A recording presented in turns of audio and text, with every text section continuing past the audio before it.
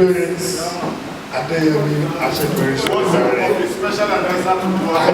publicity secretary. Thank you very much. J9C. My name is Azu Aronze. Where I come from, I'm Manichi. So I'm going to meet everybody how we do I come from.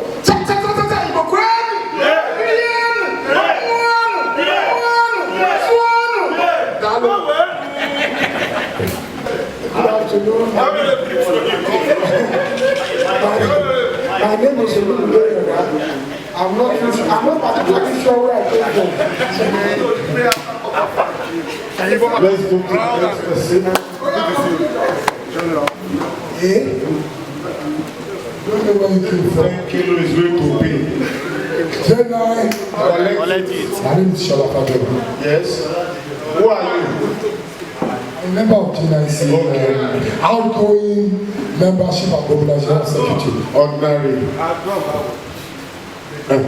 Ijoba. Good afternoon. There's no ladies here, sir. Good afternoon, gentlemen. But I get this my name is Muniru Abiodun Akin. That's why this, that's why that. I'm a human being. That's true. If I had come in and Steve was here before me, I'll talk about Mama Lori. J9Collective. Do we have chicken in our mouth? J9Collective. My name is Bayo Apolan, a member of J9C. Thank you.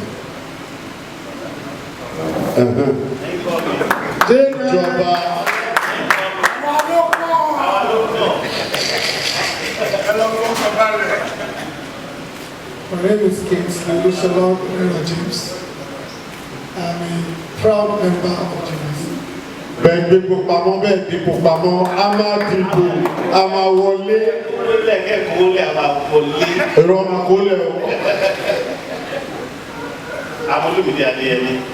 Member of January9C. Thank you. Senator. AKA also outgoing special director of January9C. Thank you. And chairman of the esteemed organizing committee. Thank you. My name is January9Collective, member of January9C. And you don't like Naira? I'm a member of January9C, but I've served a couple of positions. And you are our landlord.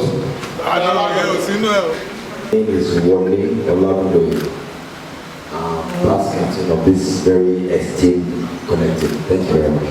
Collective. J9Collective. My name is Oluwasho Fumini Toliti Shoyinka, former vice captain and former captain of January9C. Ebenezer is here. A round of applause for him. H is here. Hybrid Studio is here. That's all I see for now. Can you scroll? Or that's all we have? Okay, thank you. Ibikuli Adeboko is busy washing dead body. Loyi Hamzat, are you with us? Okay, he's busy washing dead body too. Koisi abroad. Nigeria Oh, my name is Benga the First. I'm the official MC to the President, Commander-in-Chief of the Armed Forces of the Federal Republic of Nigeria.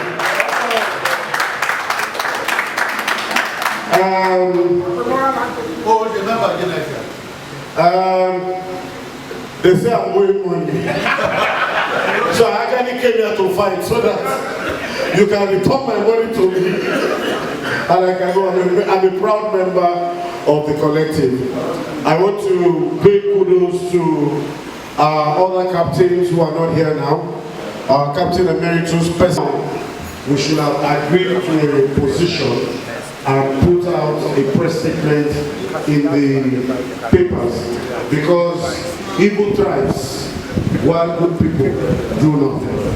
On that note, I want to welcome all of us thank all of us for believing in the dream, in the journey. I'll ask you to look at the wall and see how strong we are in human capital.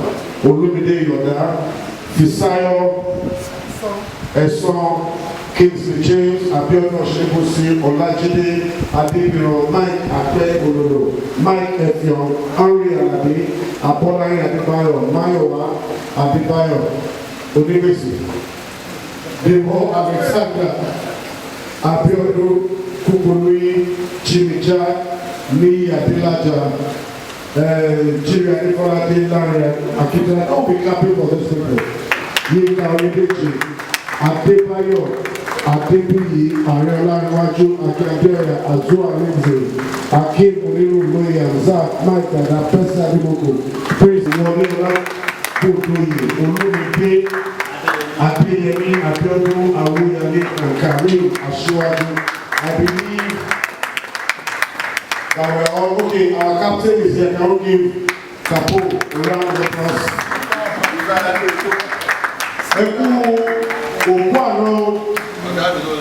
Wọ́n ṣòro ìsàlẹ̀ tán, ó ní ìkan tó ń lọ lọ́wọ́ sàlẹ̀ ẹni ẹlẹ́ni. Ladies and gentlemen, it's my pleasure to welcome us to the election and inauguration event ceremony, as well as our swearing in of new Exco. This is a very, very, very important event to all of us and our collective. And I pray that God Almighty will lead us aright. Having welcomed everybody, how has it gone to your head somewhere?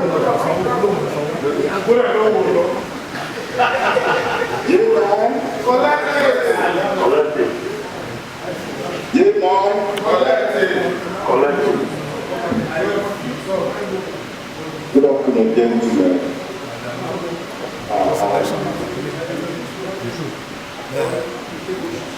It's actually my pleasure to welcome. This is also very important because this election is the first time we've been having an election where we don't have much contenders. The majority of them are almost going unopposed. So it's quite unique somehow. And maybe it has also shown how far we have gone.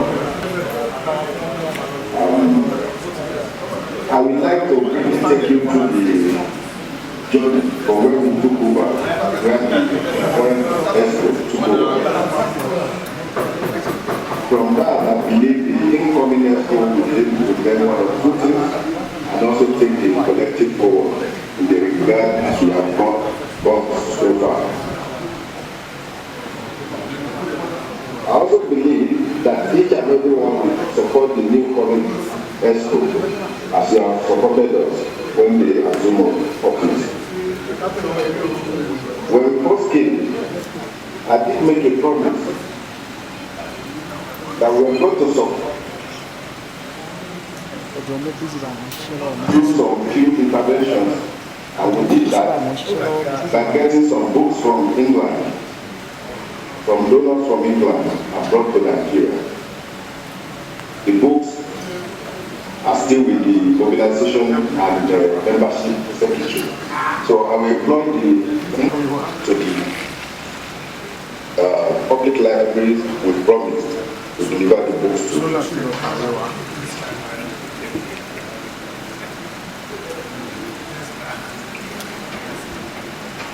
That we should have a legal backing to collective so that we can stand as an association and not an enterprise or a verification. The process of registration has reached an advanced stage and is being handled by one and only Fisayo, the senior attorney of the nation. I will employ the new Exco to also look into that and conclude on that regard. I believe the world is dynamic and things are keep changing.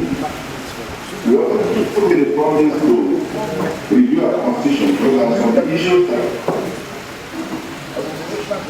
constitution can actually be changed or reviewed to handle such instances. I'm happy that the incoming captain was the chairman of the committee to review the constitution. Therefore, I have the confidence that that will be dealt with as soon as possible when the captain and the license is given. I would like to employ the incoming Exco to look into the documenting of the license activities where they are attended, just as we did mark our 10th anniversary 2 years ago. Also, it's not the slogan of this election, stronger together, that we are offering, and we have to get togetherness to we will continually bring goodies to the collective. I would like to say that I'm always at the service whenever and wherever I'm needed. Lastly, on behalf of the Exco Executive Council, I thank all of you for coming and wish you all the best. Thank you very much.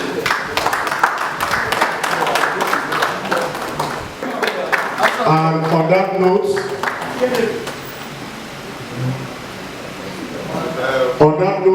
can we please remain standing for the national anthem of the Federal Republic of Nigeria?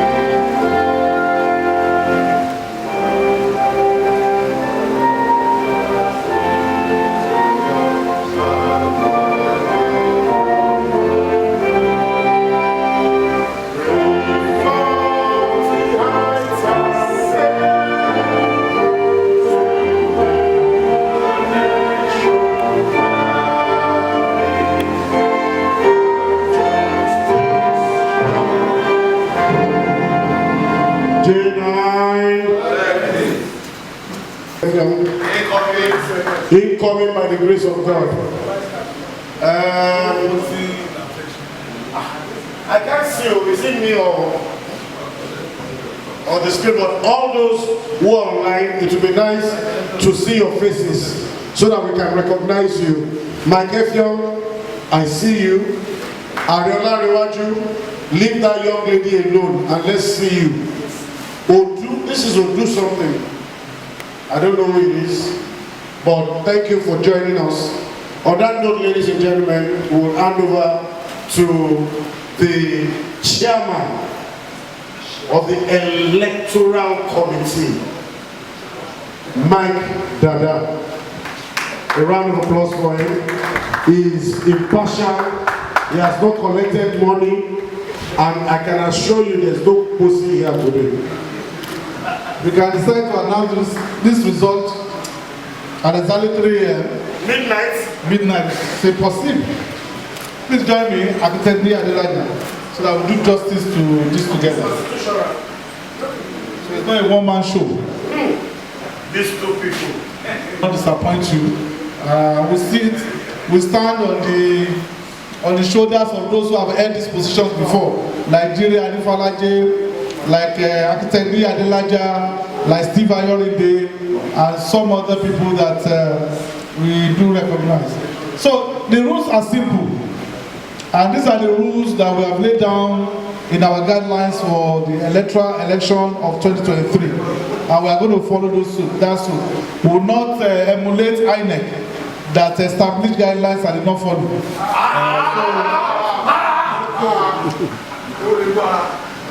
For us, we have committed to be diligent and committed to this. What are the process? The first and foremost, I hope all of us have seen the voters register. No. We'll send it to the platform. These are the people that are eligible to vote. So if peradventure you are online, you are here, and your name is not there, you cannot vote. Pardon me? Do you want us to read the names? Yes. Because of time management. No. Okay. These are the people read elections. Read out the name. And you quite agree with me that voters register is different from accredited voters. So that you are qualified to vote does not mean you are an accredited voter. So as of today, while we have 26 accredited voters, but we have more than 26 voters. Hope you understand that clearly. Do we understand? If you don't understand, we can be magnanimous enough to explain to you. Chairman, sir, there's a dissident called Steve Ayorede. He has an observation in the group for you. That's a post-election matter. It will be dealt with after the election. Can we move forward, please? You can go to court. That's a post-election matter. We have started election already. So as of today, if you have somebody scoring about 26, that is what? Over stuff. So you have to watch out for that. There are some criminals who are bent on disrupting this our democracy in our association. We don't allow them. Thank you. Number two, another rule that needs to be explained is absolute majority. Ordinarily, if there are other contestants, the simple rule would have been simple majority. But because we have all the offices unopposed, so we apply the absolute majority will be applied.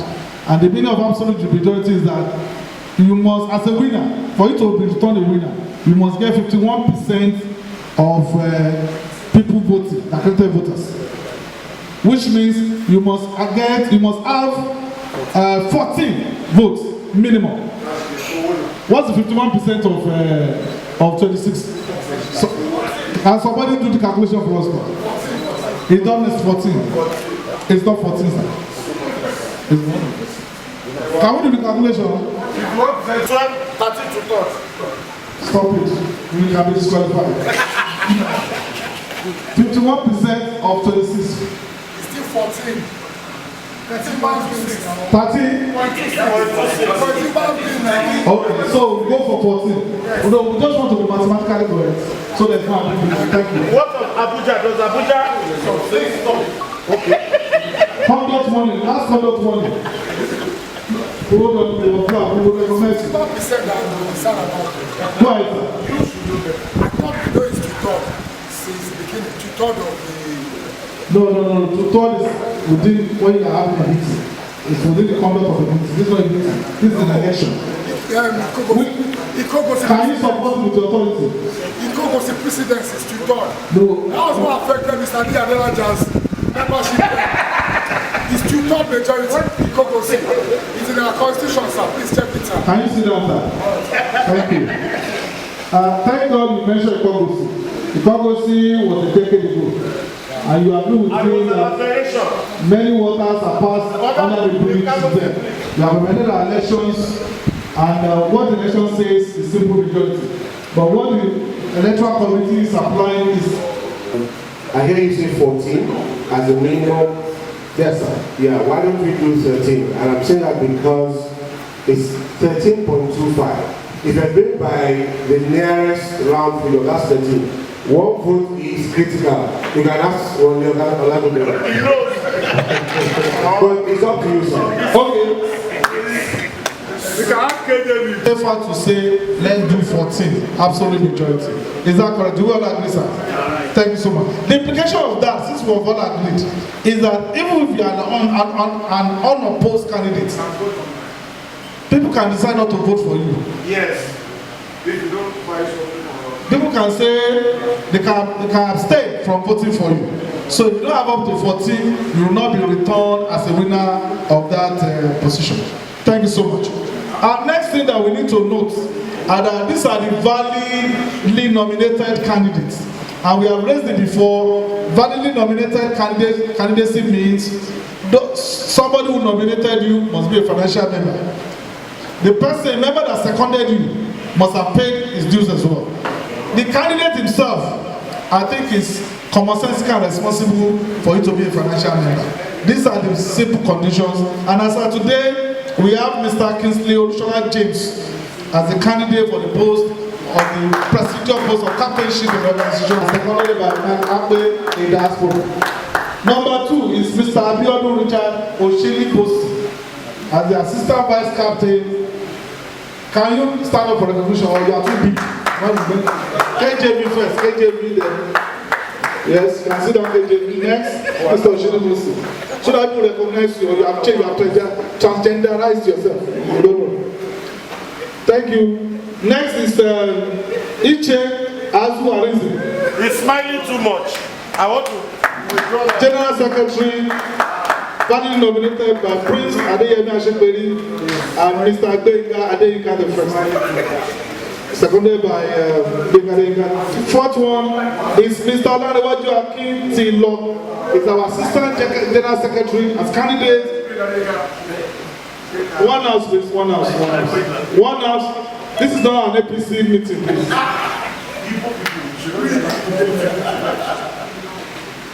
Nominated by Temi Gold and seconded by Percy Ademokun, our Captain Emeritus. There's no candidate nominated for the post of Chief Whip, so that is new. Next is Mr. Olumide Nyonda, Public Secretary, validly nominated by Mr. Larry Akintilo and Mr. Temi Gold. He's a very arrogant man. You can see that. Next is Mr. Adebayo Abolari, FCA, nominated for the post of Financial Secretary, nominated by Mr. Shola Fajobi, and seconded by Mayo Adebayo Aspera. He's too slim, he's too slim. You can see that. You will get robust after 2 years. Interestingly, Mr. Eson Fisayo's candidacy has been validated for obvious reasons. We move to number 10 and it's in line with the rules. Number 10, we have Mr. Ashekperi Shonibare. For what? Prince Ashekperi Shonibare for the purpose office of membership mobilization secretary. Value nominated by Azu Arize and seconded by Mr. Shola Fajobi. Are women now allowed to join the collective? Not yet. Maybe let's go approve that. So these are the candidates vying for various positions, and our procedure is simple. This, our social welfare secretary, ably, competently nominated by Percy Ademokun and seconded by Biodun Awoyale, all of them in diaspora. And Sir Alexander was a member of our electoral committee 2 years ago, and he participated and performed efficiently and effectively. A lot of applause for him. He's one of the great members of this association. Okay. So we're going to be 2 parts. We're going to do virtually for our brethren in diaspora. Only 10 of them. Just 10 of them. Very efficient financial members. Very well. We are not talking about those who travel for just 2 days or 3 days. We are still talking about those who reside in diaspora. And diaspora is a good source of revenue for our country. This other voting level is the physical voting. And what will happen is that we will call your name, we will give you our ballot paper, don't go and photocopy or do any other to it. You tick. This is how it looks like. I give you one. Wow. This is our ballot paper. So it was deliberate that we put them black and white. You know some people are colorblind. Please. Because we are very, very sensitive. No phone. You don't come here with your phone. So, Architect Adelaja, we will hand over, when we call your name, hand over the ballot paper to you. So you can decide to vote for anybody you like. If you like, you will not vote for somebody. It's your game. We'll call you, then you drop in that, can you see that small digital form, digital ballot paper, we have a digital ballot paper, so the people in the diaspora, they will vote. If you are not in diaspora and you choose to vote, your vote is invalid. If you are not here. If you are based in Nigeria, you will be physically present. Yeah. Room where? Which room? Guidelines. It's in the guidelines. You didn't vote in the last election. Okay, vote.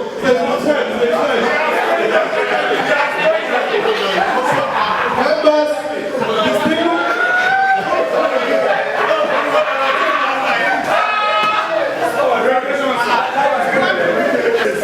order, please, one house. Please, Mr. Exco, before you have the floor. Immediately the voting start process commences, there will be no intervention. No intervention.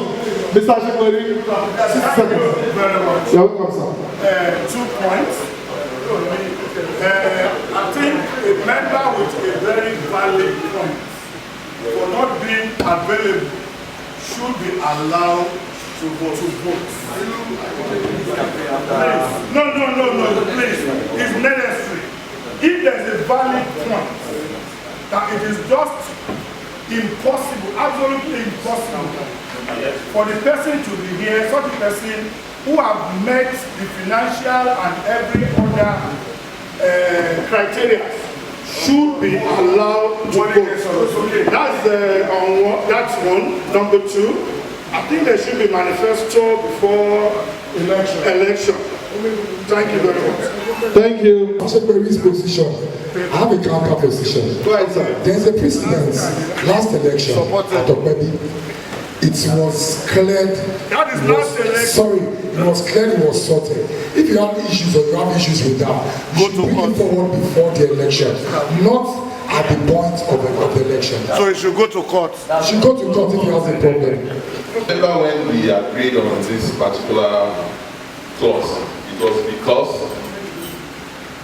of people not turning up for events like this. If by now you agree that anybody that's not around with a cogent reason can vote wherever, I'm sure by the next one we will not have this gathering and everybody will vote online. So that is just the reason why we agreed that time that if you are not in diaspora, you are in Nigeria, you must find, it's the commitment. Mr. Adebo Alexander, as an example, is not in town. In fact, I was surprised that he's here now. He called earlier that as it is the traffic and everything, he might not be able, but he's still going to make it down.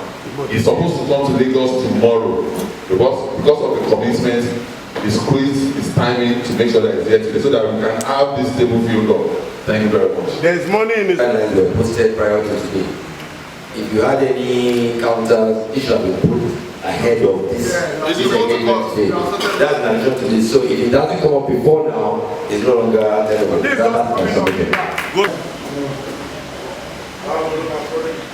Please, can you recognize those who have joined us? Mike Effiong, Abe. Okay. I've been directed to recognize our members and brothers who are online and diaspora. Beyond Aoyale will recognize you. Effiong will recognize you. Is it diaspora? Is Effiong in diaspora? Yes, okay. If you join us online, that's good. Effiong, Are, we can see you. No Mercy, we can see you. Captain Louis Abzat, we can see who else. Okay, that's all. So I think we'll call candidates.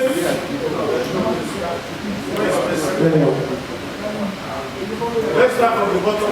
Absolutely. Mr. Shekperi, you have 120 seconds to tell us what you want to do for this important organization within 2 minutes. Your 20 minutes, your 2 minutes. Fellow January9 members,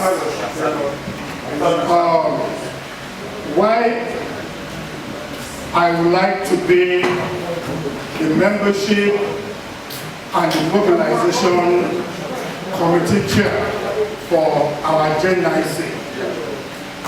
Well, I've been a member since inception, and looking at the roll call on the wall, we're just still 30-something.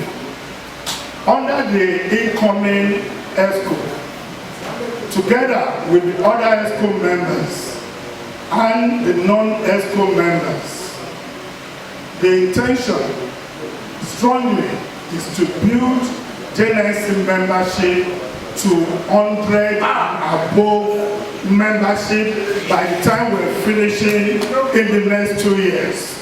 Okay. Yes, and we're talking about quality members, not just anyhow members. Well, this has been done in my previous assignments. I'm a Rotarian, first and foremost. We have 10 seconds more. And I have fellow distinguished Rotarians here. In Rotary, we have a slogan. It is called "Everyone Bring One." In this case now, we're going to have "Everyone Bring Two." If we, each of us, will bring 2 quality members, there's no how we cannot achieve 100 quality members. Thank you very much. Thank you, permit me to stand on existing protocols. One of the key things that I'll bring to the table in the course of my administration if elected, I'll follow the conversation on the platform. These are things I've paid is not properly accounted for. Moving forward, I will ensure that for every payment being made by every member of this club is going to be receipted. Number 2, I will ensure that there is more feasibility in the finances of the club by, on a quarterly basis, do like an abstract, a meeting account for members to view the record and schedules of people that have paid payment and the outstanding payments regularly on a quarterly basis. And at the end of each year, I will ensure that we have our financial statement that is presented before everybody and be critiqued by every one of us, and we're going to be very transparent as much as possible. These are the things I intend to bring to the table if given the opportunity to serve this association. Thank you. Good evening, gentlemen. My name is Olumide. I'm contesting for the position of Publicity Secretary. I think that is self-explanatory enough. I'll be making the commitment to make sure that the activities and programs of the association is given as much publicity as possible. And it's not just publicity to the wider world alone. Members of JNIC also need to understand and be informed about what's going on in the association. So we are going to have publicity in-house and externally. And I think that's just easily, that's what I want to do. Thank you very much and God bless you. Next, before I call the next person, please, Mr. Osto, can you prep Mr. Larry Akintigo, please? Sir Debo Alexander, contesting for the office of Social and Welfare Secretary of this great association. Hello guys. My job is very simple. I know why I'm standing before you. One, we need to look back how we started. There are things that we used to do, together. One, our meetings, we need to work on this, bring it back, go to our homes. It's one thing that I'm going to pay the new Exco to look into. In fact, we're going to force ourselves to start it from this month. We'll go back to our homes, have our meetings on monthly basis. I'll be checking on every one of us. I saw January this afternoon and I was like, Ogba, we've left ourselves for too long. We need to bring ourselves together. I will be in the middle of that. Our wives, we will not forget them. Our children, we will not forget them. We get all our birthdays together and we follow on all of that. Somebody's having sex. Conduct warning. Mr. Gregor, the first. Conduct warning. Then we'll also try and work on visitation. We'll visit ourselves once in a while. In fact, anything, just make me your official messenger. Send me a message and I'll deliver. Thank you. Being the only member of the executives that will be offshore. So to that respect, I'm representing the interest of the executives and most importantly, that of the captain to ensure that there's cohesion between the diaspora members, especially those based here in the US. I would say that Captain Emeritus First Year has done very well to ensure that there's cohesion among us here. And also we see very often and right extent how we ensuring that there's the situation to ensure that the field of cause of NIC in their current location. In addition to that, I will be assisting the General Secretary to ensure that the Secretariat is well kept and provide the... Thank you, Mr. N.A. for that wonderful presentation. Next is Mr. Azu and the double chief, contesting for the post of General Secretary. If I'm given the opportunity to serve as the secretary of this great association, I want to assure all our members that all the needed information will be gotten at the tip of our fingers. That is number one. Two, I'll be building on what my predecessors, what they have done, the foundation that they have laid, so that we can take the Secretariat to the next level. I also want to assure us that in the next 2 years, that is if we are given the opportunity to serve, all the information concerning and regarding this association is going to be updated.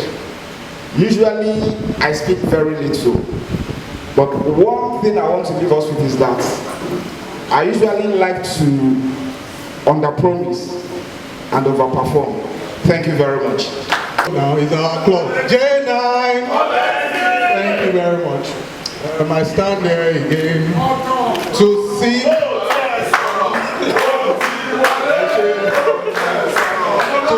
To sing for your mandate. One house, please. You can be disqualified from voting. One house, please. To sing for your mandate to serve in the capacity of your vice.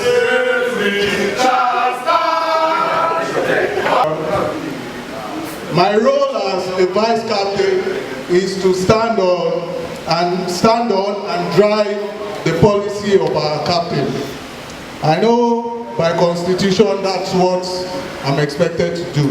But there is another assignment that the constitution has also given the office of the vice captain, and that is to coordinate all subcommittees. Okay, so in that regard, I pledge my commitment to doing that. But on a lighter note, I want to say that my captain is very capable. What that means is, the constitution said in the place that the captain is not capable. You understand? That's in the event. And so I would expect that that event will never happen. Because my own captain, incoming captain, is very capable. In the event is castrated, okay. Sorry. But however, like I said earlier, I'm pledging my commitment totally to this cause, and as the Constitution has obliged me, I would also, if I'm given the opportunity to do well in coordinating. All these NCO almost tendencies, this is not, I mean, it should not be encouraged yet. Next, thank you, Mr. Abelinis. The last person, but not the least, James, contesting for the office of captain of this great association. J9. This is a captain, different from Balatu. Conduct one, conduct one. Sharafa Jobi, conduct one. The campaign that we ran was part of a mantra called Better Together. 2 minutes. It's deliberate, but we have a subtext that we didn't make public at the time, and it's the acronym DIVA. D-I-V-A. D stands clearly for discipline. I promise to ensure that we respect our constitution totally and absolutely. The I is for inclusiveness and impact. I also promise that we shall heal the cracks among us, bring us all together to one table, to allow that our collective strength pack the impact that we expect. We will be deliberate about visibility. That is the V in the DIVA. So I promise to ensure that we are very visible from the day I'm given the opportunity to serve. And lastly, we will be very, very accountable to the collective. Thank you very much. In the position of financial secretary, I heard you saying that accounts will be different and all of that. You would account for our money and all of that. That's fine, but I'd just like for you to expand that a bit, because some of the activity, most of our problem has come from the place of finance. All right, that's what every successive Exco will tell you. So we identify that we have to be creative about looking for funding for us. All right, so you need to add that, to your bid as well. Be creative about how you want to fund the very many activities, and you can trust our incoming captain. There will be so many activities, so that we're not caught up by funds. So you're going to put your thinking caps on, and tell us how we're going to be able to raise funds to fund our activities. That's for you. And then for the gentleman that says we don't need time, he doesn't need to say anything about the publicity secretary. Yes, we want to get exposure for all of our activities, but a key number of us are in top leadership positions, and I'd like to implore you that your searchlight, your glimmer should also be on them, so that as a dream well in the respective, we can beat our chest that these are ambassadors of JNIC. So I just wanted to add that don't focus only on the activities of the club. Our members are also our ambassadors, and as a dream well, it sort of rubs off on our brand as well. So that will be all for me. Thank you. For someone who took time out of his very busy schedule to be part of what we are doing today, our guest speaker, Mr. Ugo Obichukwu. Can I have a round of applause for him? Thank you very much. He is International Management, Corporate Finance, and Change Movement. I think it deserves another round of applause. Then the man who will swear for the people who are elected today, Mr. Yemi Adolo, is here. For them. How many people can swear for people without some? He's a barrister at law. Can we have a round of applause for him? Thank you very much. Jega, for your mandate, I start. The question is directed at Ms. Ashipwe. My first question is to confirm if my thoughts are getting well. You have been a secretary to membership and organization before, sir? No. No, okay. Okay, so... Yes. Prince, yes. No. If it's a no, then the question is not valid. Definitely. To the Exco, I just want to do a quick thing on their mindset. That this collective was formed basically to like the conscience of the people who cannot go out there and speak as one. And you will see that if we say visibility where we get visibility is when we start picking the conscience of our leaders and of the nation. JNIC will start, you know, before we used to have these press releases when we have turning issues and all of that. I think we have to just go back to that era. Publicity, the secretary and the captain should know that as a matter of fact, that's the basis, that's the baseline that JNIC has been built on and people look up for. That every January 9th lecture that will come around, they come to hear new things, new perspective about issues, burning issues of polity, the economy. And I go back to our lecture series and you see how much I've done. I think that's where I want us to start. God's willing today, the guy will not thwart our election. We all emerge victorious. I think we have to start that now, particularly at this critical period. 10 years back, about this thing happened and formed this collective. So it's on premise of that. I think we should just build on. And thank everybody. God bless you. Happy anniversary. Let's see your face. I would like you to state, I know you are former publicity secretary for JNIC. Can you please give us rundown your achievement as the publicity secretary when you are now qualified of our outgoing captain to recalibrate that question for reasons of moving forward very peacefully. This session is about the inauguration of the Exco and the election that we have for today. I feel that the question will necessarily drag us back. The contestant is contesting a new position.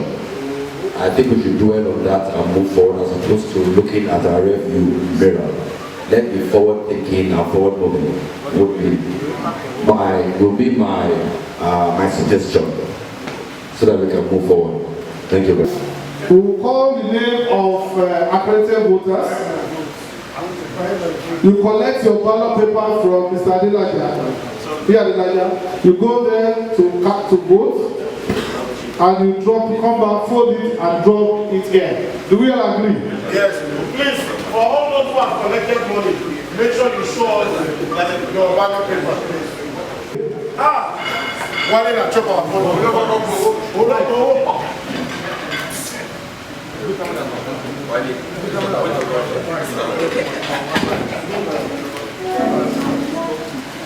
Can we see coming now?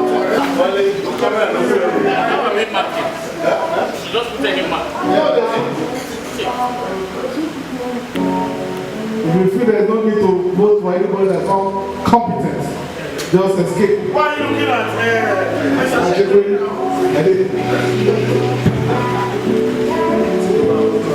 Where am I pushing?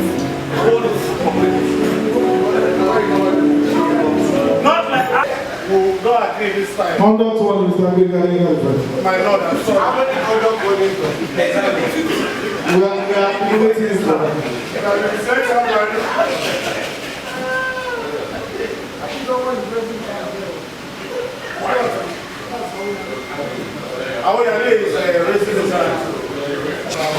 You should go to court. Yes. Next is Mr. Adeshola Fajobi.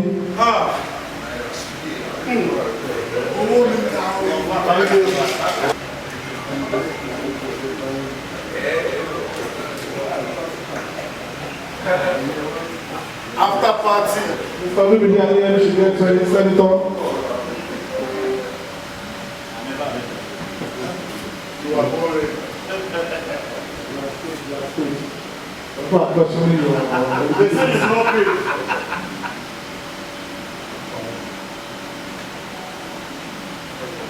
Oh, what's my rule?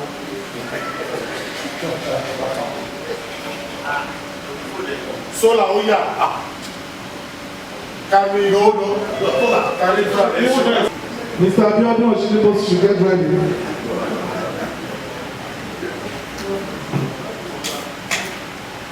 FCA should get ready. Federal Capital Area. fellow. Àti lọ sí pàṣẹ lọ rí sí ní wàhálà láyé.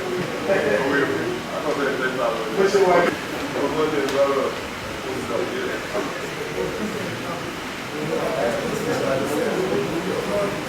Ìbàdàn same money.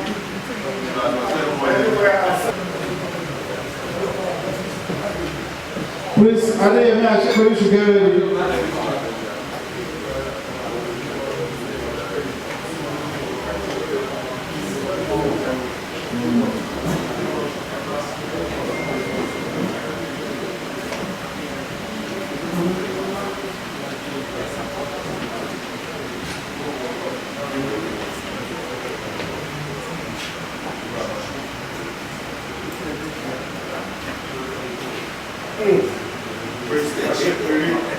Next. Please, we don't want women in Kenya, Mr. Ashikori. All the boss. Especially women from Pecas.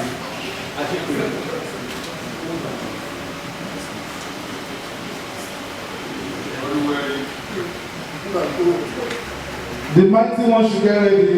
Mr. Olumide Yoda. Get ready. Do your stand right there.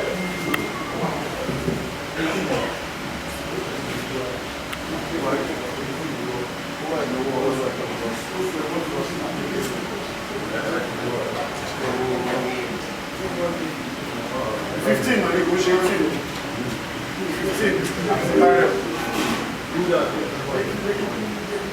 If you don't believe it's not considered.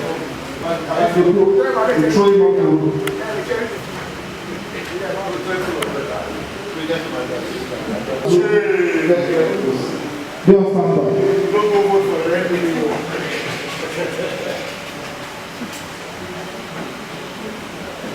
The second will go for why that.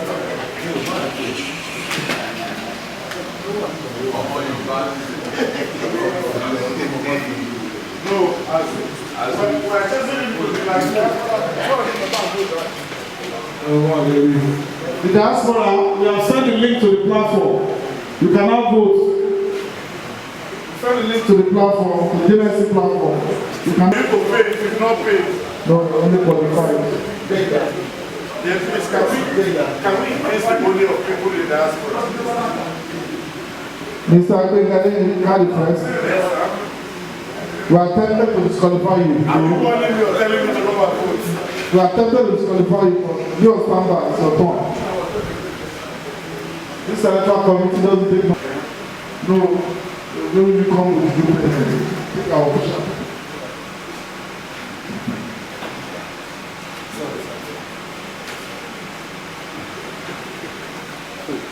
Olúwa ṣeun torí àánú rẹ̀ fún kọ́rọ́rọ́ tí wọ́n sábà. Be on standard. Are you looking beer?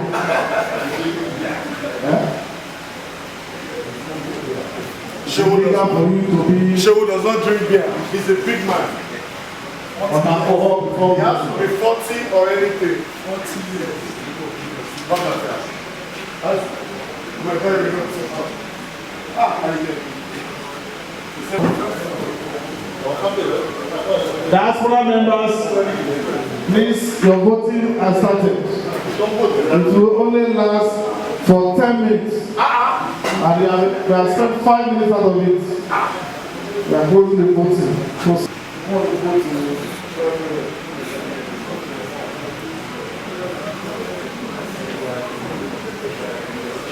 Mr. Kingsley James, KJV, be on standby. Invalid. Be on standby.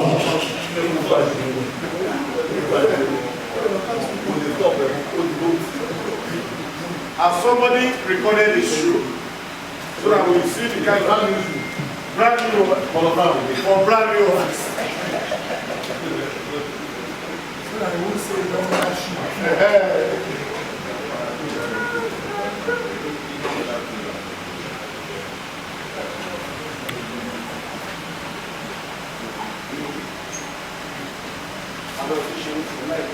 These are all only the eligible voters.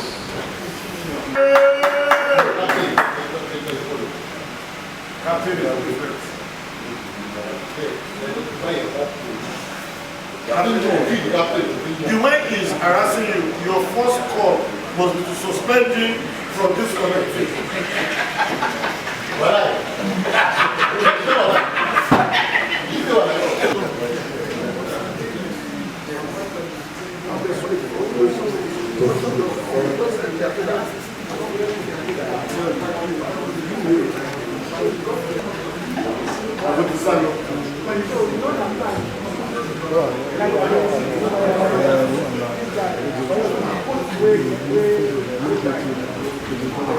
Okay.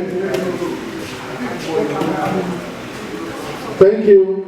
We are expecting the vote from diaspora. They have 3 minutes to go.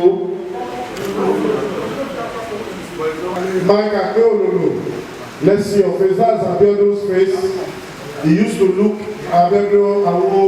Yale, he used to look rougher than this, but you know he was very cool.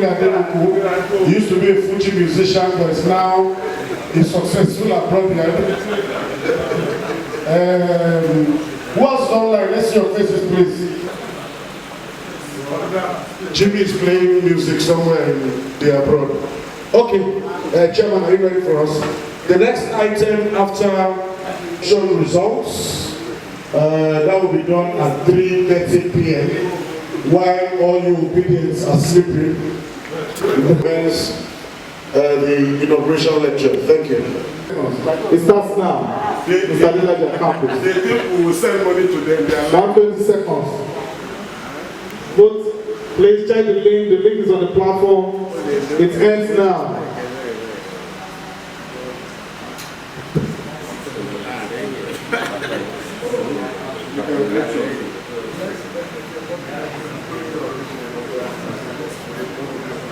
Agreed that we proceed with our lecture, with our inaugural lecture. And ladies and gentlemen, it gives me great pleasure to welcome to the microphone our guest speaker, a man of great humane cordiality, a respected national icon and treasure, and a man that could have been anywhere this evening but decided to be with us. Ladies and gentlemen, if your hands are not too busy, please let's put them together for our guest lecturer. I'm the founder of Nairametrics, so in case you're just hearing Nairametrics for the first time, it's a financial and business news and content focused website. So think of it as a small Bloomberg or Financial Times, but we think in the next few years we'll probably be at the same level with Financial Times. So everybody's a professor when it comes to national issues. The same way we all argue football, but we've never coached anything before. So but for some of us, we rely on data and historical events to try and predict or explain what is happening in the economy. And I'm sure, as you all know, we stand in a very precarious period in this country. I'll also start to recognize members of the January9Collective. When my very good friend Kingsley called me during the week, Sundays are usually my rest days because I can be very busy, but there was no way I could say no to him, someone I respect a lot, so I couldn't say no. Right, so the pleasure and the honor to be amongst your midst, and of course those that are also online.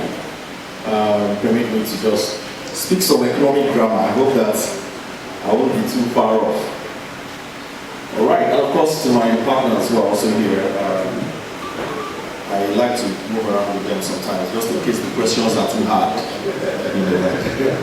They can support me. All right, so I'll just speak through. I have a presentation that I made, and the title here is Nigeria's Macroeconomic Scorecard, and Challenges and Opportunities. So, in a nutshell, I'll just take you through, because I'm sure a lot of you know what we're going through in Nigeria as a country economically. So I'll try to make sense of it and then maybe point us to where I think there are opportunities. Because even in Sudan and Somalia, people are doing business there. Even in Iraq, Afghanistan, we're all doing business there. So, and of course, Nigeria is a country where there are opportunities. Last week or so, I was in a meeting with, 2 weeks ago, with some folks from JP Morgan. And I was wondering, they were here. They came for the Dangote refinery opening opportunities. So not to talk of those of us that are here, that are hosting it. So next slide, please. So unfortunately the screen is not too good, but so we'll just manage. I'm sure those online can probably see that. So what we've done here is just to depict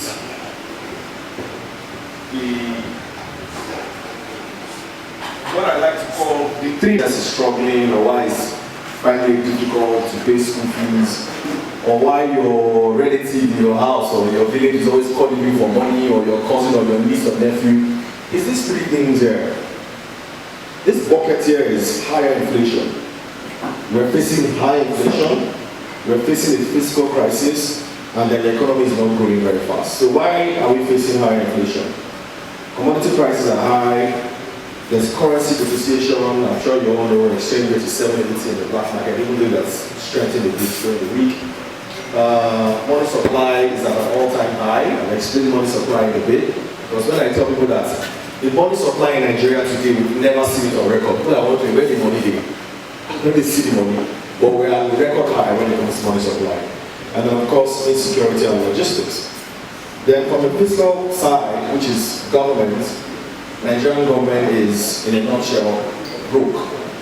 The government that they are inheriting, that Tinubu is inheriting, is a broke government. So that's a huge problem. And of course, last but not the least, the economy is not growing fast enough. So these are the 3 major things worrying Nigeria. Anything else anybody tells you, from an economic point of view, these are the problems. And that also has an impact on politics. And of course, the economy, the social economy in general, that's you and I. Next slide, please. The blue chart, the blue line there, is what we call the NPR, monetary policy rates. The orange line is the inflation rate, and then that's actually a gray line, is what we call money supply. What do they mean? So those of us who track the economy, we don't miss these 3 indicators. One usually gives you an idea of where the other will be. So money supply is money that the government or the private sector pumps into the economy. So if you look at this chart, from around here, this, you can see it started going up from here. That was 2020 during COVID. If you notice, we were all at home. So what the world leaders did, not just Nigeria alone, all the countries around the world, was that they thought that we were going to go into a recession, which we did, and so they started pumping money. In fact, in the US, if you have relatives in the US or you have partners in the US, I'm sure they will tell you that they were giving them what we call helicopter money. They are just leaving money into their houses. Because governments usually do that when they are trying to jumpstart an economy. Because nobody is spending. So when nobody is spending, somebody has to spend. And I'm sure those who remember Adam Smith and the Invisible Hand, typically it's government. Government now comes and tries to spend money. So Nigeria also did the same. And, at that time, when the CBN governor pumped several money, there was also some intervention funds. Intervention funds for agriculture, intervention funds for manufacturing, intervention funds for power. Even in the entertainment industry, there are all sorts of intervention funds. And to make it worse, well, not to make it worse, in addition, the interest rates that they were charging for them was 5%. Just imagine, it was 5%. It was called forbearance. And then they were told, you know what, don't pay principal, just come and collect. It's a good thing. But it has a downside. When you pump in so much money and it doesn't lead to economic growth, it tends to lead to inflation. Any dollar expenses, obligations. And a lot of people have, most of us here probably have families abroad and you're working here. You're constantly in a negative position. Because the money you're making here in Naira You need to convert it to dollar and send to your family to maybe pay rent or something. So what I tend to tell people, as much as I don't like dollarization, you have to constantly make sure that you're buying on the weekends. And then try as much as possible to diversify your earnings. It actually makes more sense to earn dollars than to earn naira. So are there businesses that you can do outside of Nigeria that can earn you dollars? I think there are. We probably just need to be a bit more observant and check more. Based on what I've seen there, is essentially telling you that they don't want you to be in the business of earning naira. Yes. So they want you to be in the business of earning dollars. That is why today, where do most Nigerian artists play? Where? That if you're in this room and you don't pay taxes, sorry, you will so pay taxes because the children administration is going to come after you to pay taxes. And you all know Nigeria, if you already pay taxes, it's you will start from. You know, in this country, you go to tax office and say, I want to pay taxes. I want to be a good citizen. You go there, you put in your file, you look at your number, you pay taxes, they will shake you. Well done. The next day, they will send auditors to your office. It's you they will start from. They'll send auditors to your office and they'll start to assess you. That's what they do. I don't know if there's anybody in tax here, but you all know now, that's what you guys do. So, and you don't blame them. Government needs taxes to run. They budgeted 2.something trillion for taxes this year. It's not even enough. Remember what I said? They are only a 10 trillion deficit. So, for your businesses, they are not going to increase taxes, but they are going to collect every single bit of tax that they can collect from you, they will collect it. I'm hearing now that, not that I'm hearing, it's happening already. If you apply for PTA, that's it's happening now. Yes, if you don't have tax clearance certificate, they are not going to give you this thing. So it's either you pay, and even your homes, you must pay land use charge and all of that. And that's going to keep happening. So businesses as well, don't be surprised when they tell you to pay TV tax. So all sorts, radio tax, everything. Sex tax. But that was actually the highest tax that is not paid. How do you know? Sex tax. On Saturday, last week Saturday, not this one, upper Saturday, they quickly had a session. They don't usually meet on Saturday, but they quickly met on Saturday. And they passed the bill to increase ways and means from 5% to 6%. The number of the house. So the reason why they did it wasn't because they were crazy. As much as a lot of people didn't want it. But it just pointed to a reality. There was no money for the Tinubu administration to spend or to use to run government. So imagine, how can you just come into a government and there's no money? You can't pay salaries, you can't, come on. Over the last 8 years, on average, 1.3%. Inflation rates over the last 8 years, more than double, 200%. So it's meeting an economy that is high inflation rate. When Buhari came in, Nigeria's deficit was 830-something billion. Tinubu is coming in now, he's meeting a deficit of $10 billion. Unemployment rate and underemployment rate is at 56%. That is the economy that Tinubu is inheriting. So if I ask you guys, do you think that in the next 2 years there's going to be a massive change that is positive for the economy? Do you think maybe things are going to improve in the next 2 years with all of this? It's a very difficult. So there's going to be a lot of pain before things get better. But nevertheless, there are opportunities. So let me just speak to the opportunities. Like I mentioned, thank you for that. In a high interest rate environment, there is a disincentive to borrow. But there's an incentive to save. So anybody that's coming to ask for fixed deposit, use knife and cutlass and slice their charge the highest you can. Because there's no money out there. So they're going to need to pay you high interest rates for your cash. So I'm seeing, I've been getting calls from microfinance banks now asking for offering 17%, 18% per annum. So you think about it, if you have 100 million, you give them, they pay you 17 million, 18 million. That's almost like not even going to work at all. Because that's the environment they're in. Sorry. Yes, you're paying it. 17. Yes. 18%. Just to save money. Banks are offering 12, 13%, 14. So if you have 1 billion, that's 170 million without doing anything.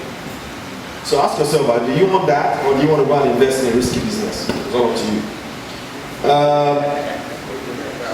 In terms of focus areas, the focus areas for this government, if you're looking for where this government is going to, agriculture, that's one. They want to continue with some of Buhari's policies, so that's a focus area.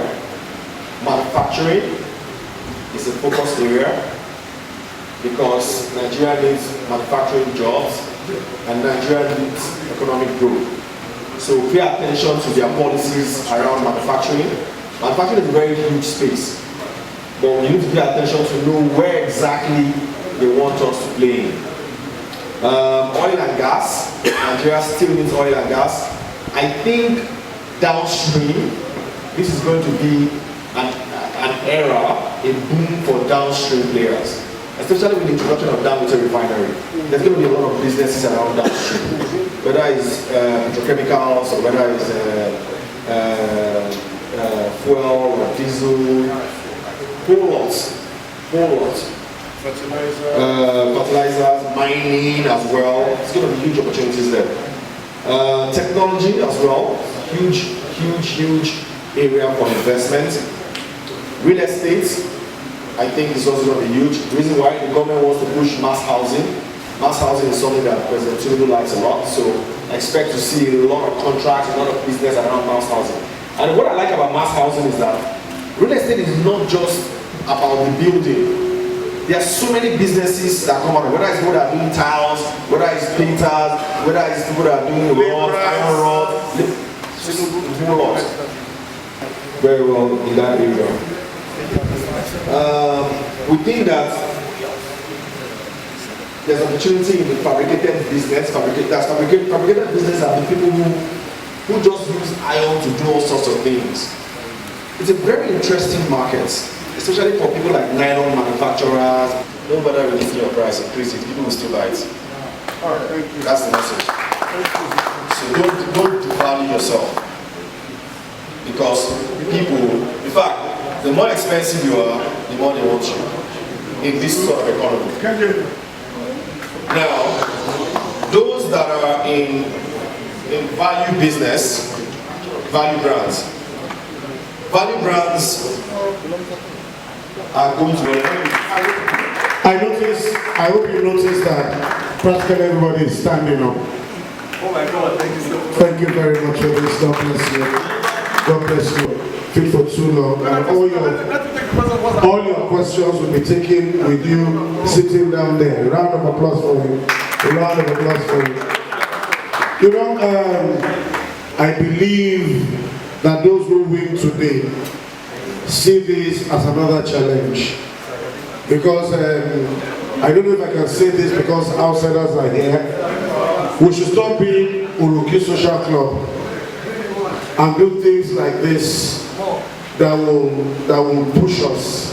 I've learned so much today that if I do 3 of the things he has said, I won't have problems till the end of the year.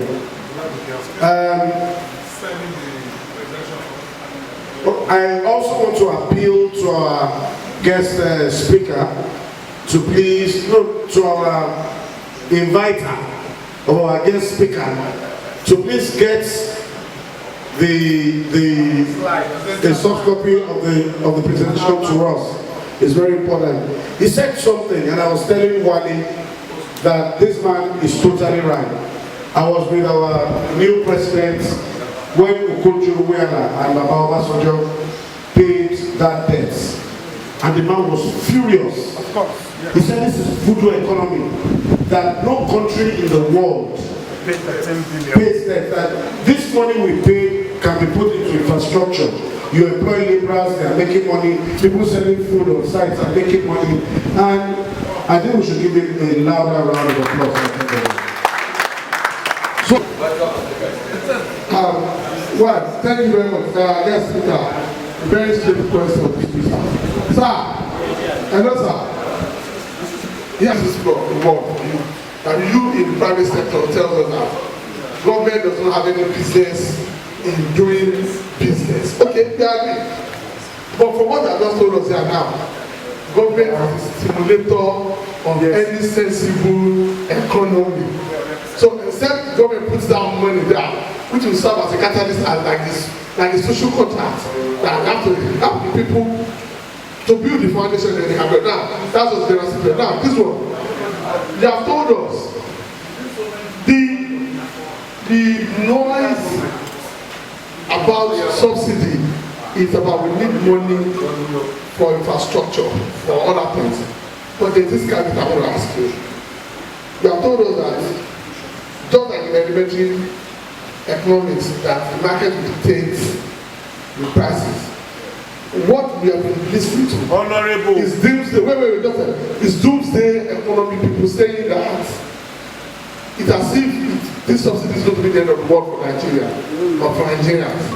And you're telling us that if market forces are pulling the prices of fuel down, all of these variables that are putting there, are they still going to be at the same equilibrium like you are putting there? I think it must be on the same page with our postulation going forward. Because you know, just like what I've seen in the telecom, what we have seen in what's probably going to come with electricity, I say that if we get our act right and we get this subsidy and this fuel regime right, and the market dictates the price, in 2 years things will be that you see that all of these variables that are highlighted for us will still going to be the same, or it's going to, because of the monolithic economy that we are, it's going to change the tiny bit. And then finally, we are not, no, this one just a comment. We are not talking to the real people. It's easier to talk to people here. It's easier to talk to the politicians. But what are we doing about it? Call people that are carrying out these activities. The civil service. We have to think deep about it and see how we can get more people to go in there. Thank you very much. I don't know if you would like this question of camera or off camera. It's a simple question. What would you recommend for a Emefiele? Should he go to jail or should he be killed? Simple question. For his actions between November, December, and May. He should be killed. On radio most times. I think it's classic FM. Yeah? It's classic. I used to listen, but then at some point I stopped leaving the house very early. But the Lekki traffic can teach you some lessons.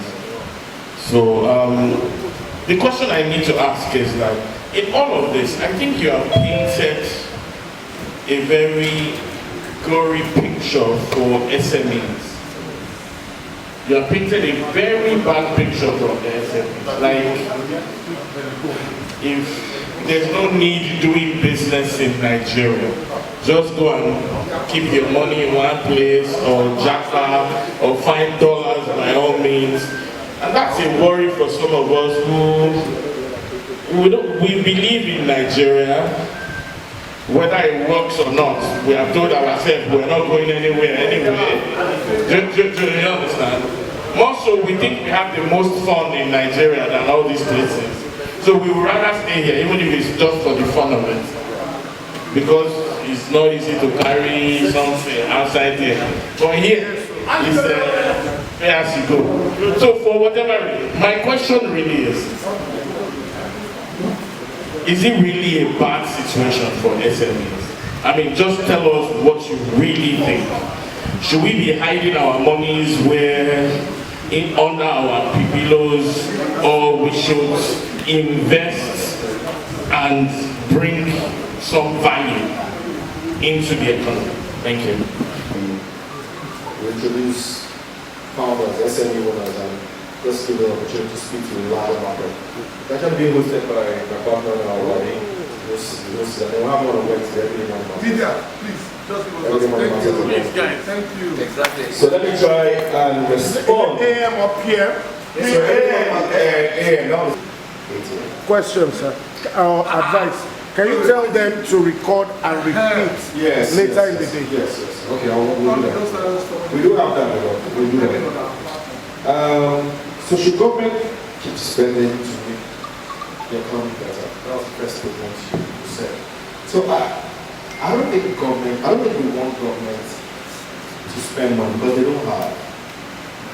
If government spends money, they will go and borrow.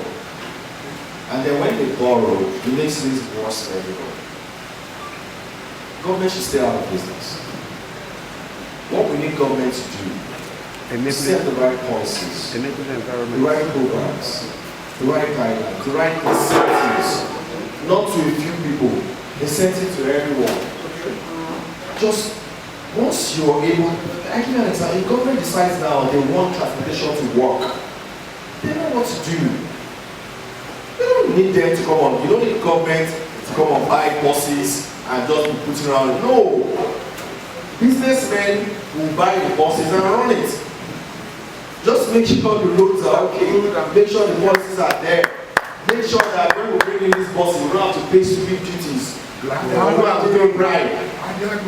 Yeah, make sure that there's a level playing field for everyone. You will see it happen. Okay? So that's on that. And the second one, first success number is not a magic word. It doesn't mean that all of a sudden things are going to get better or Nigeria economy will just bounce back. No. But it's a bitter pill to swallow towards economic recovery. If they do the right thing. The medicine they give you is sweet. It will bitter so that you get there. So, and the reason why government is to take it out is they can't afford it. We're paying how much for fuel? To fill a 100-liter car is about something thousand. I'm not happy. I drive a V8. But the point is that the government can't afford it. And if they cannot afford it, then stay out of it. Because if they stay out of it, then things are going to get better eventually for all of us. That's the point. So, and by the way, the so-called fuel subsidy, my brother, there are people that are chopping it. Scam. Exactly. We know the people that are chopping it. So what's the point? And I'm actually very bullish. Maybe we can have a chat about this a year from now. I'm actually very bullish, or maybe let me go confident, that fuel prices will drop eventually. Thank you. You know why? I think a lot of all this first of all, there are too many filling stations. I swear to God. Nigeria. It's only when there is broadcasting. In fact, when there is no broadcasting, don't you notice? You see them on the road telling you to come. Come. There are too many filling stations. Nigeria is not moving around. It's not hard. So eventually, and then there are a lot of independent marketers anyways. It's not like it's just two. There are so many. Anybody can go into that business. So they will have to fight for business. And when they want to fight for business, they have to crash their prices. And eventually, they won't make, most of their money won't just come from selling fuel. Their money will come from what they do with that whole space. That police station has one. So some of them will turn their offices into different things. It's just not to a hall. Eventually. Because there's going to be competition. That's what's going to happen. I don't think it's going to go back to 180. No. Transportation prices will go up. Food prices will go up. But generally, businesses, their cost, operating cost of business will really go up. You know why? Because most of us use diesel. Word. And diesel prices have already gone up. We had an economic outlook yesterday. And we had a lot of very respectable economists on that. And one thing that they said was, for those for the civil service. As much as, sorry, are you still here? So I think people for some reason just maybe don't like it. But let me tell you something for free. If it wasn't for Emefiele, I don't know what business you do, but trust me, if it wasn't for him, Nigeria would have been worse than that. Just take it. It could be that he was one of those who created the problems, sure. But it wasn't for him, Nigeria would be worse than Ghana. Between 2020 and 2023, it was through the CBN that this government was running. That's how they were able to pay senators, House of Rep members, yes. What's the ways and means? If it wasn't for him, a lot of industries would have collapsed. Power sector, manufacturing sector, agri, they would have all been dead because they basically funded those sectors. Let's also remember as well, as bad as Nigeria is, has any bank crashed? Banks are actually doing what? Making money. Round tripping. Are you seeing what fintechs are? No, not round tripping. They are actually making, are you seeing what fintechs are doing? So I think there are a lot of decisions that he made that could have been better. I don't like the way he handled Forex. Maybe because he didn't have too much of a choice. I don't like the way he handled cash up buying the position of some things and there's some things that I don't like. But let's also remember that. Yeah, and then of course his biggest mistake was gambling politics. But let's also remember that he was this powerful because you had the government and I can say this that you will have to be able to allow you to pass. You're going to influence people and cause unnecessary distraction. So please, of you coming to share knowledge with us. And we're hoping that by this token, you have automatically become a member. Yes? Yes! Thank you very much, sir.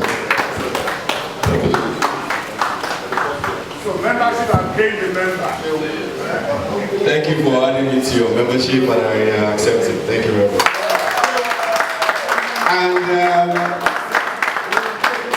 And the Vice Chairman of the J. Okay.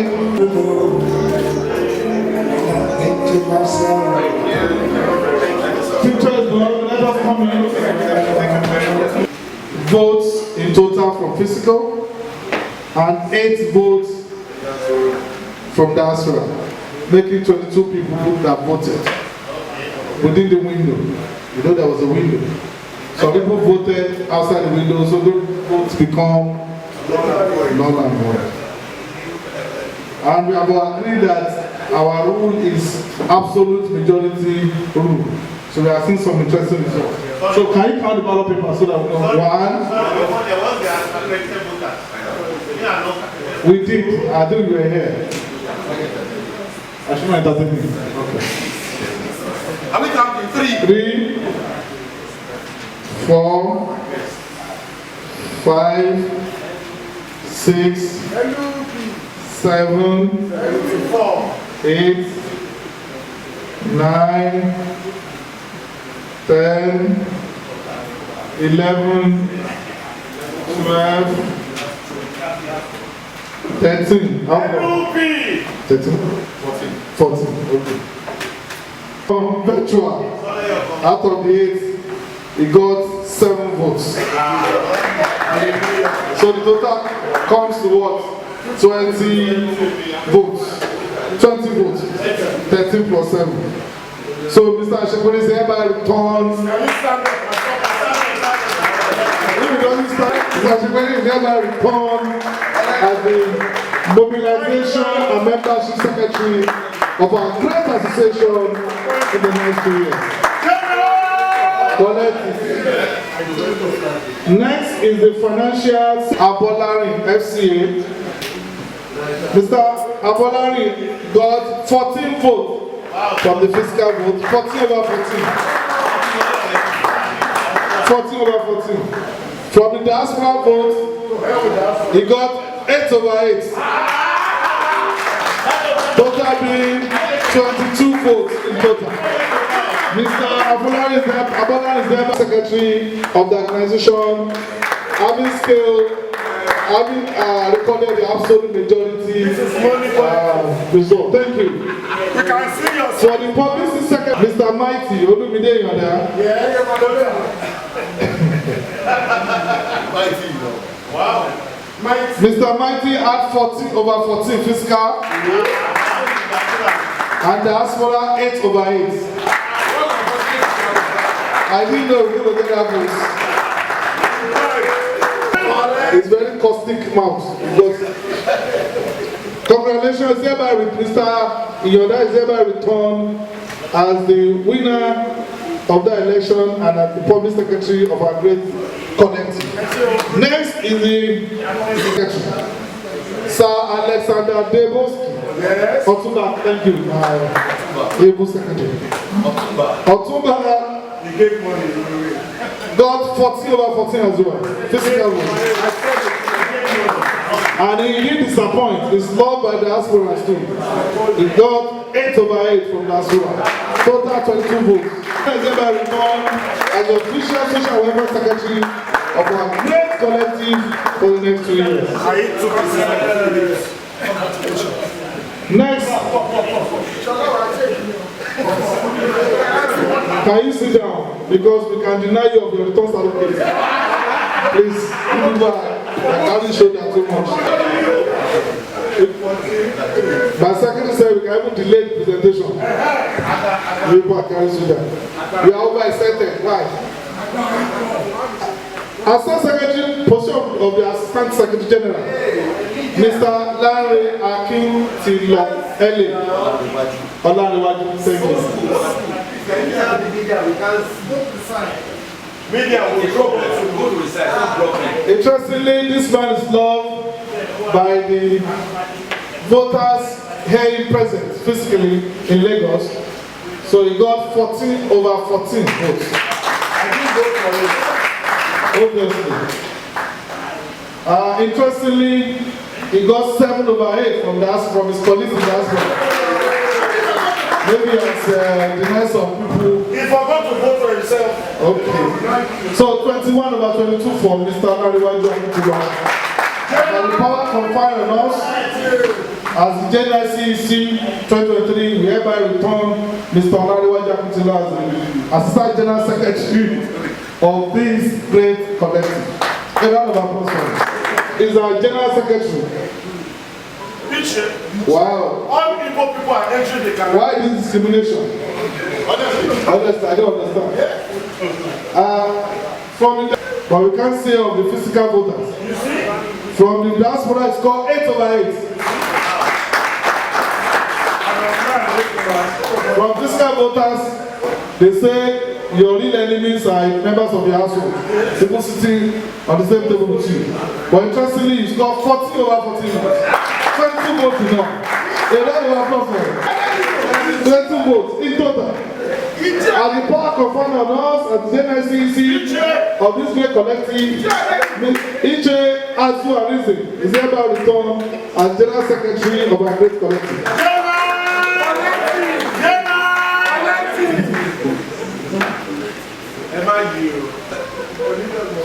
It's 14 over 14.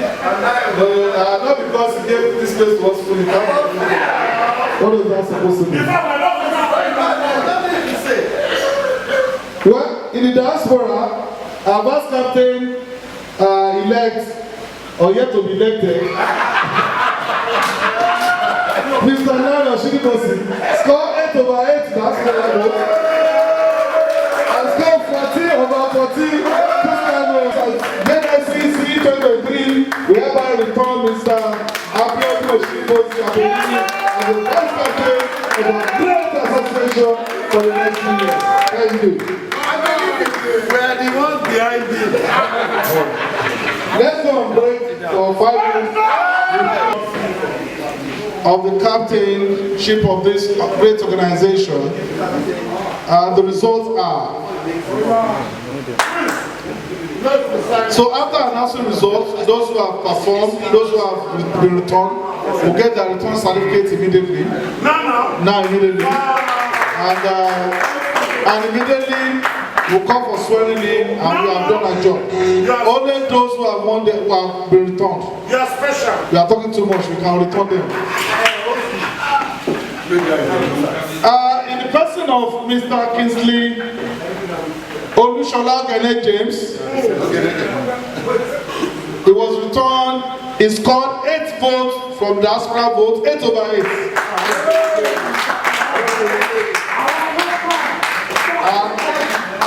Unfortunately,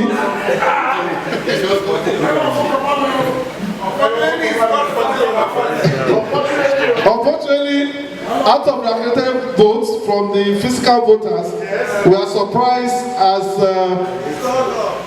excuse me, some people were embarrassed that it's called 14/14. And instead of return as the captain of our great organization for the next 2 years, to steer the ship of this organization. Thank you so much.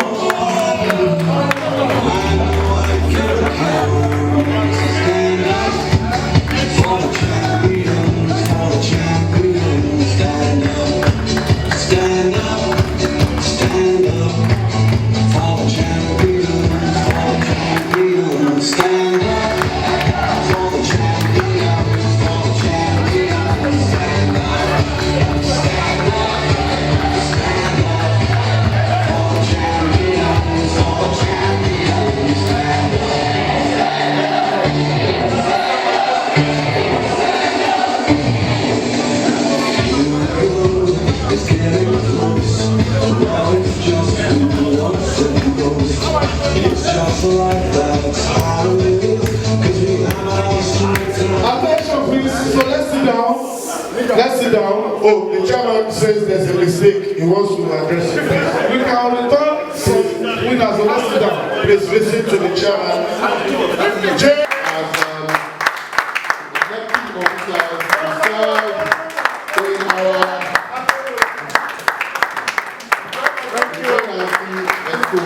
For the next 2 years.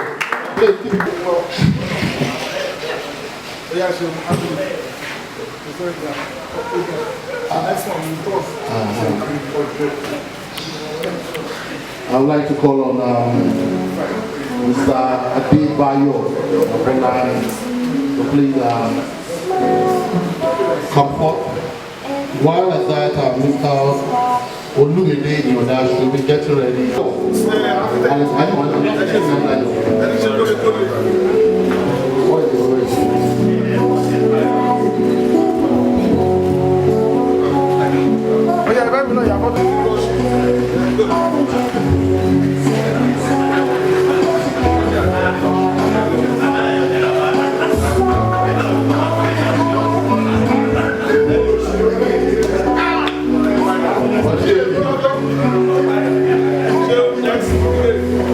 So, we'll need to skip that of the Assistant General Secretary, that's the person of Mr. January9Collective Akitilo. I'd like to call on Mr. Azu Arinze, our Rotarian brother, friend. While at that, Mr. Abiodun Richard.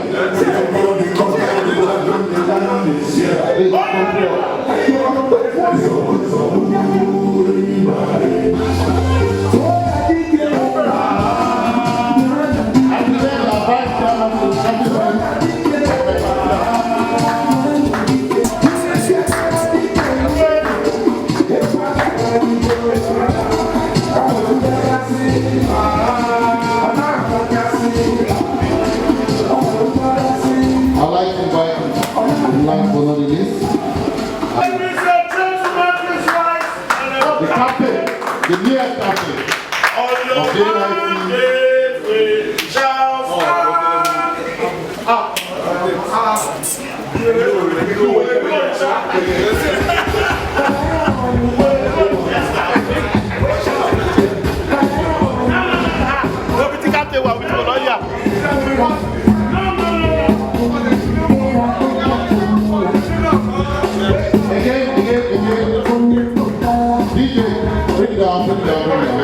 Again, while we have our past captain and the chairman of the standing here, I would like to invite all those that will return today to please come forward for a photo.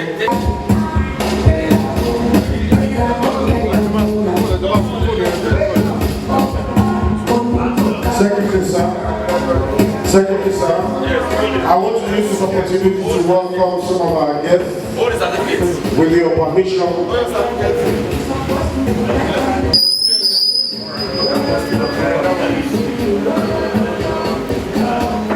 Can we give Exco, our new Exco, a resounding round of applause. Ladies and gentlemen, a round of applause for them. Congratulations. May this be the beginning of more greatness for our collective. No matter what.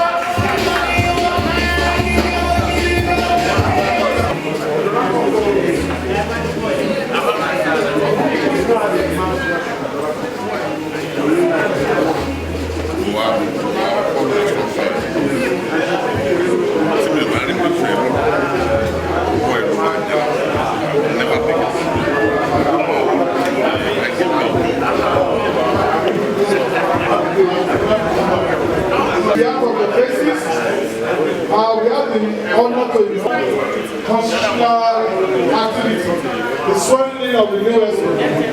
You know, you can have to become sanitarian, you are not sworn, and you have to assume office. So we will call on Mr. Debbie Adono to come, legal practitioner, a justice to the swearing in post. The captain, Mr. James, who have been given their return certificate to come out. Are we good?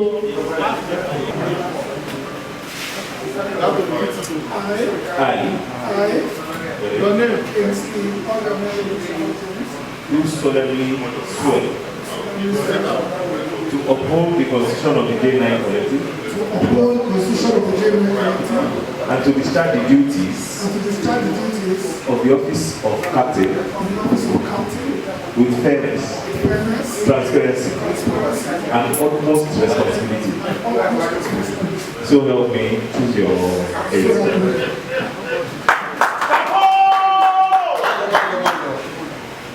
I would like to bring us on this part of the hall as we all the former captains, please. Three of you collectively, it's a collective. That's the idea.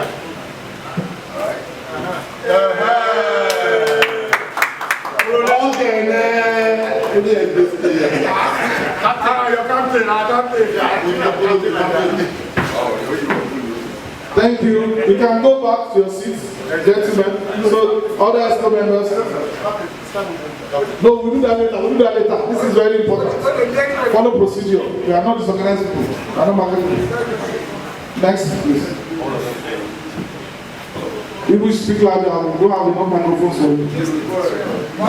I state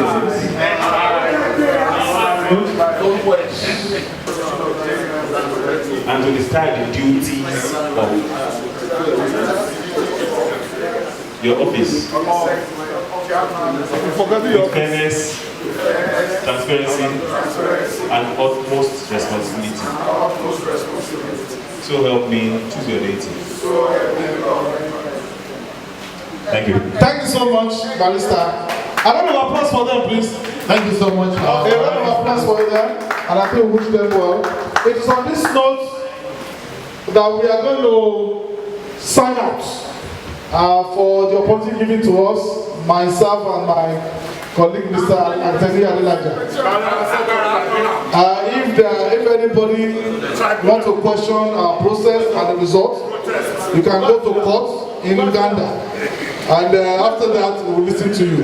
So thank you so much for this honor. We'll call on the captain of JNIC to give his inaugural speech.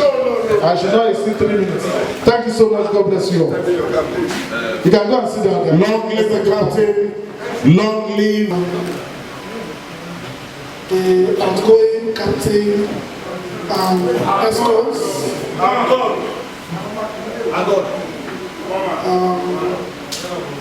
the General Assembly members and elders of this great collective, our invited guests and would-be members, hopefully, men of the media, gentlemen.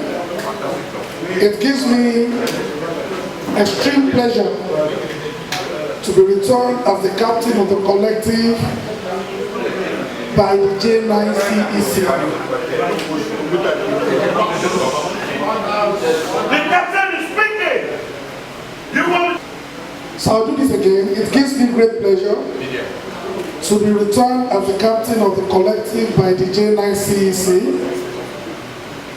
Though I ran unopposed, the 100% votes delivered by the General Assembly here and in diaspora clearly suggests an acceptance of the campaign mantra that we shared, believing that we are all better together. The responsibility to lead the collective at this time is a onerous task, as we could all attest to the fact that the collective currently require a revamp and re-energization. When we collectively hit the streets, some converging in Ojota some 11 years ago, January 9, 2012, our focus was to build a collective, mostly of friends at the time, that will impact government policies while promoting ideas that will benefit our collective interests. Conversely, 11 years after, the same issue that brought us together then has been removed by the freshly baked government of President Bola Ahmed Tinubu on May 29, 2023.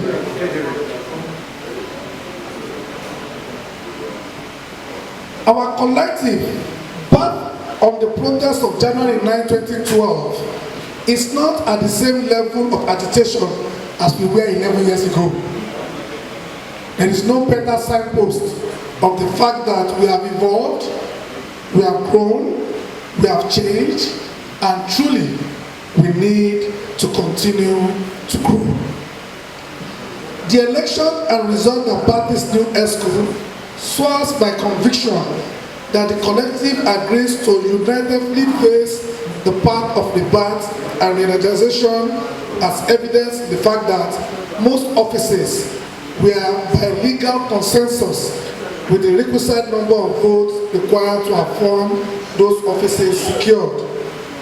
This Exco is the first time we will have no contestants whatsoever at all levels of our offices.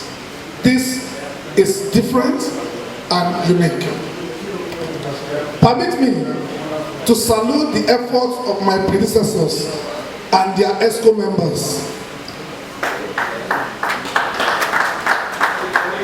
Captain Percy Ibekule Adeboko, who incidentally was chairman at his own time, if you remember. Then Captain Oluwaseun Fomini Torimbe Anurekunroro Soyinka, Captain Wole Olagundoye, Captain Akin Adeoya, and Captain Loye Amzat. These forebears of mine, who have managed the collective to the best of their abilities, giving us anniversaries that have hosted the likes of former governor of Lagos State, Akinwumi Ambode. It has hosted former governor of Ekiti State, Segun Oni, Speaker and now Chief of Staff, Femi Gbadabiamila, current MD of Polaris Bank, Mr. Adekunle Shonola, indeed Iwuneli of the Leap Africa fame, all have spoken at our anniversary by virtue of the work done by these forebears. The propagated policies that allow members to support each other during periods of grief, celebration, and growth. They pollinate ideas that have kept us together and closer as friends and as a collective. Please, if your hands are not too busy, could you give a standing ovation to these forebears of mine as they take a bow for the hard work that they have done before today. Build better together.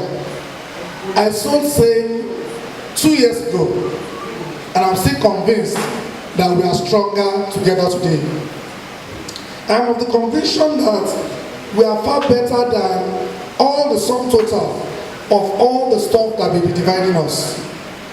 We're a collage of strong men with enviable records and tremendous goodwill.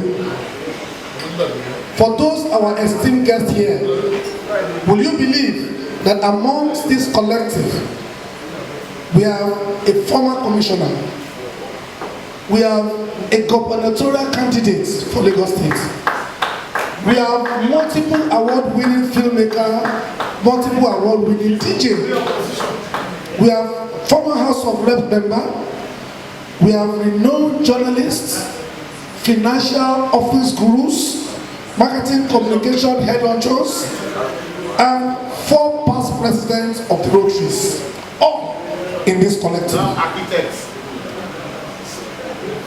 The greatness that I see in one room at our meeting is an envy that I know most people that are not part of us really and truly will want to have.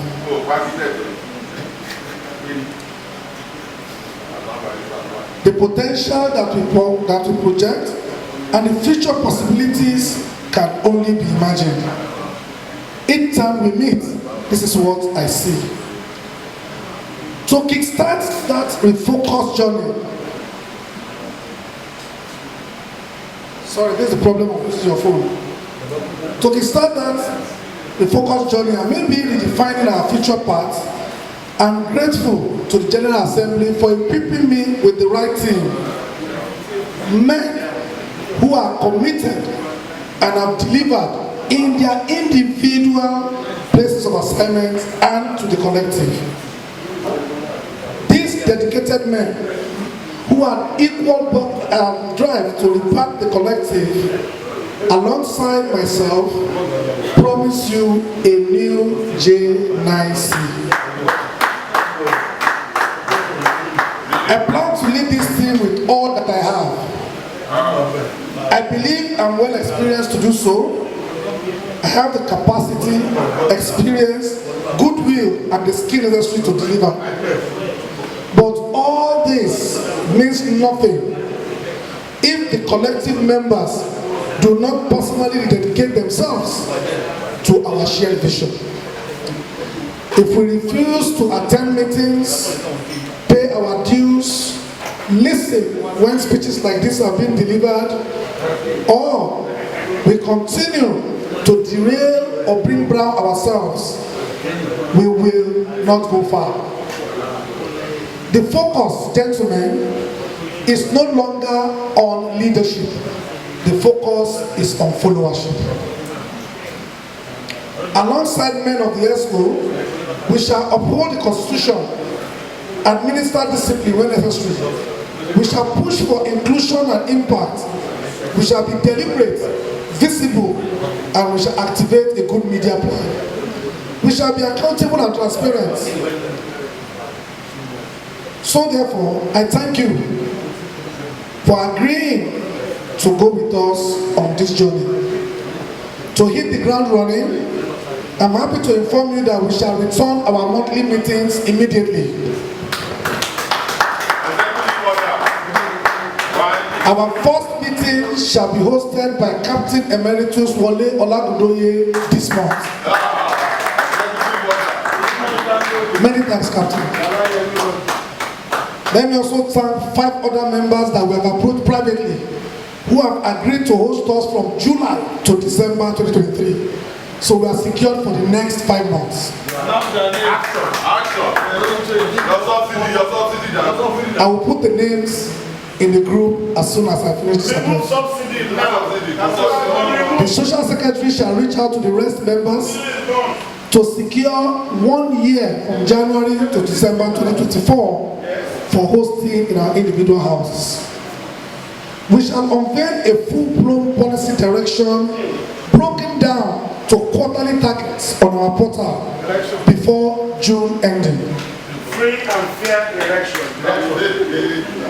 We thank our potential member and guests, but let me encourage you to quickly take the forms from our membership secretary today as you are here. You were carefully selected to be here. The bar cannot be lower than today. So if you don't take it today, I warn you, it may be higher next time. I want to thank the gentlemen of the media for yielding to our call. Note that we shall be calling you more regularly in the days and weeks ahead. I salute the hard work of the January9 for keeping to the rules and ensuring a smooth occasion today. Let me also thank members of the Inauguration Committee, ably led by Mr. Henry Aladi. Everything we're enjoying today is by his leadership. Thank you, sir. I will not forget to salute my predecessor, my immediate predecessor, Captain Loyi Hamzat, for being a gentleman throughout his tenure. We shall be reaching out to you to amend areas that we think we do not understand so that we can move forward very quickly. As we look ahead to the days and weeks coming, be guided by the fact that we are better than the sum total of what divides us. We are truly and sincerely better together. I thank you.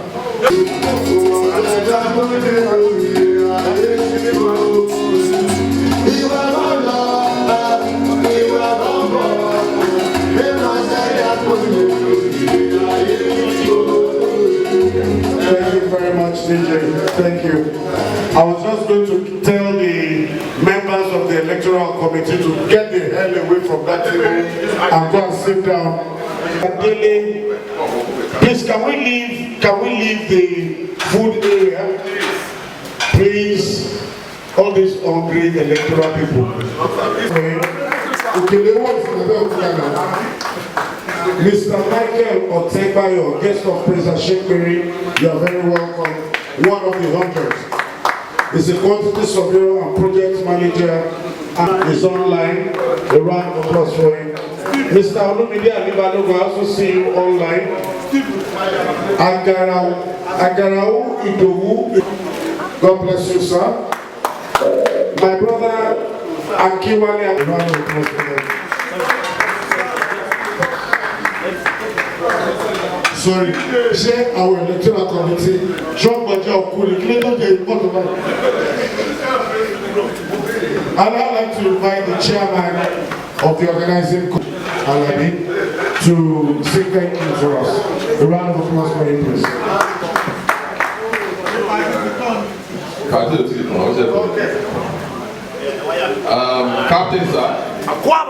Captain sir, congratulations.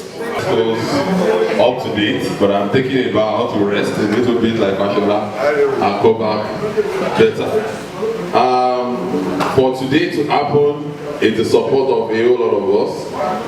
I want to firstly thank Mr. Biodun Oshinibosi. Abilities gave us this all free of charge. Abilities gave us this screen free of charge. Ability gave us the Zoom that would normally cost us about 550,000 naira for nothing. Ability gave us diesel to run, especially at this time, for nothing. Please start going forward. All these things need to be looked into. Ability's deals should be discounted or even taken out. We have really support for over here. Anyway, another device is coming. Thank you so much. Members have given us drinks, but he's coming up as a member. Thank you for joining us. So by this time next event, you'll be a member. So we need to be, we'll be talking, give us distance or don't collect anything. We'll do it in capacity of a member. And to IDCL. IDCL did a whole lot. All this branding too came in free of charge. So a round of applause to Mr. Kingsley, Chairman, IDCL Worldwide. And to all our guests that are joining today, thank you so much. Like I said, membership is almost free today. By tomorrow, second order I come say is 1 million to pick up a form. So I will advise if you are interested, talk to the organization.